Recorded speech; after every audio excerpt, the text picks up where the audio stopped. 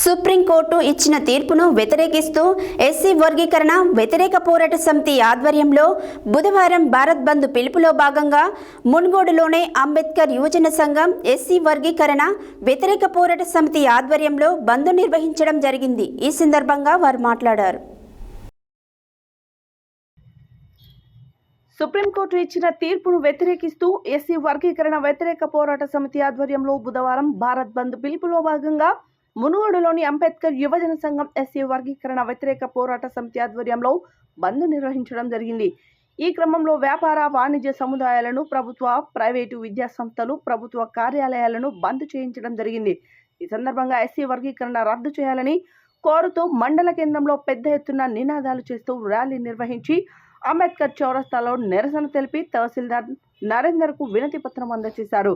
ఈ సందర్భంగా నాయకులు మాట్లాడుతూ ఎస్సీ వర్గీకరణ తీర్పును వెంటనే ఉపసంహరించుకోవాలని డిమాండ్ చేశారు. లేని ఏడల ముందు పెద్ద ఎత్తున ఉద్యమాలు చేస్తామని హెచ్చరించారు.